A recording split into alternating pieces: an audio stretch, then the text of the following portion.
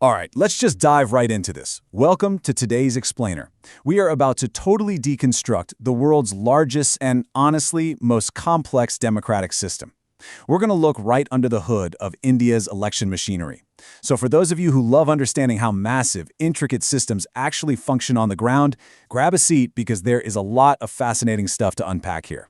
Now, to really wrap our heads around the scale of what we're talking about today, I want you to just take in this one statistic, 96.8 crore. Yeah, that is over 968 million eligible voters, spread out across incredibly diverse regions and terrains. Just let the sheer scale of that sink in for a second. Managing this isn't just an administrative task. It is a colossal logistical operation that requires literal mathematical precision and a really strict rule of law. So, to break this massive operation down, we're going to look at 5 key areas today. 1. Why do elections actually matter? 2. Understanding the electoral system. 3. The laws governing these elections. 4. The Election Commission. And finally, 5. The tech being used for inclusive elections. Okay, starting us off with Section 1, why do elections matter? Specifically looking at accountability and voice. You know, the actual term for studying all of this is psephology. And it's kind of cool. It actually comes from ancient Greece. It's derived from the word psephos, which literally translates to pebble. Because believe it or not, ancient Greeks used actual physical pebbles to cast their votes. Obviously, the science of studying how we vote has evolved a ton since then, but that core human element of, casting your pebble remains exactly the same. So, how exactly do we cast those votes today? Well, there are basically 2 main pathways in the Indian system. First up, we've got direct elections. This is where citizens actually go to the booth and vote directly for our leaders. Think members of the Lok Sabha, the Vidhan Sabha, or our local panchayats. And then you have indirect elections. This is where citizens vote for representatives, and then those representatives are the ones who elect leaders, like the president, the vice president, and members of the Rajya Sabha. It's this beautifully layered system when you really look at it. Moving right along to Section 2, understanding the electoral system. Let's look at how we actually convert those votes into seats. Okay, so for the Lok Sabha and Vidhan Sabha, India uses what's called the first past the post, or FPTP system. It's basically a simple majority approach.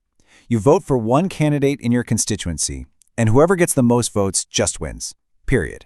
Even if they don't get over 50% of the total votes. It's literally a straightforward race to the finish line. But for the Rajya Sabha and the Vidhan Parishad, it's a totally different ballgame.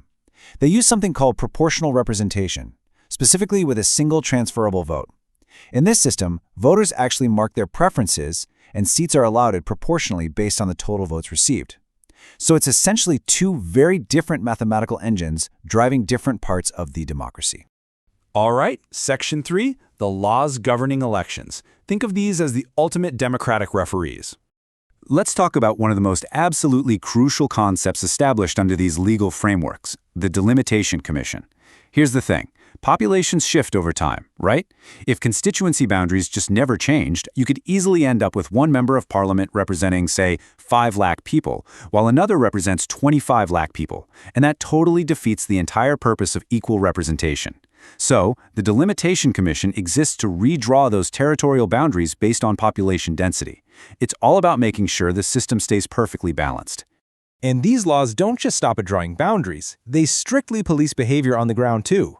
The 1951 Act is super focused on ensuring fairness by outlining specific electoral offenses. We're talking outright bans on bribery, absolutely strict prohibitions against appealing to voters on the basis of religion, caste, race, or language. And it even prevents candidates from using government personnel, like police or judges, for any sort of campaign assistance. The integrity of the whole process is heavily protected by the law. Which brings us to Section 4, the Election Commission, the big autonomous referee of the whole shebang. I mean, just look at the absolute logistical mountain the Election Commission has to climb every single time. First, they've got to create and constantly revise electoral rolls. That means sending official enumerators door to door to make sure every newly eligible 18-year-old is added and meticulously verifying data to weed out duplicate or untraceable entries. Second, they have to decide the actual election schedule. And guys, they can't just pick a random Tuesday. In a country as vast as India, they have to factor in weather conditions, the agricultural harvest cycle, major festivals, and even school and university exam schedules. Then, on top of all that, they register political parties, allocate those famous party symbols, and oversee the whole massive apparatus to ensure everything stays free and fair. And the end result of all that insane behind-the-scenes hard work? It's millions of citizens from incredibly diverse backgrounds proudly showing off their inked fingers and holding up their voter ID cards. It's genuinely often called the Festival of Democracy, and it's basically visual proof of this massive logistical operation successfully capturing the will of the people. And finally, Section 5, Tech for Inclusive Elections. Let's look at the digital ecosystem running things today. Let's just rapid fire through this amazing tech stack for a second. First up, we have CVigil. This is an app that actually empowers ordinary citizens to instantly report any model code of conduct violations within minutes. It basically turns everyone into an active protector of democracy using their phone's autolocation. Then there's Suviva, which is an exclusive app streamlining permissions and nominations for candidates. We've also got the Saksham app, customized specifically to help persons with disabilities register and easily find polling stations. And finally, ETPBS. This allows service voters, like our armed forces personnel who are stationed far away from home, to securely receive and cast electronic postal ballots from literally anywhere. Now, all of this incredible digital infrastructure ultimately leads to the physical voting booth and the iconic electronic voting machine, or EVM. This is the primary tool that actually captures the collective voice of nearly 1 billion people. It's a seriously impressive piece of technology. In fact, if you look closely at these machines, you'll see they even include Braille to ensure visually impaired voters can cast their votes completely independently and secretly. And speaking of making things more accessible, I really want to highlight a beautiful push for inclusivity here. Because, let's be real, democracy is severely weakened if some folks face insurmountable barriers just to vote. That's exactly why the Election Commission implemented a massive initiative during the 2024 general elections. For the very first time across India, senior citizens above 85 years of age and persons with disabilities with a benchmark disability of 40% were given the facility to vote right from the comfort of their own homes. A real game changer. So, we've covered the mind-boggling scale, the complex laws, and the cutting-edge tech. But ultimately, this entire giant machinery relies on one single thing: you.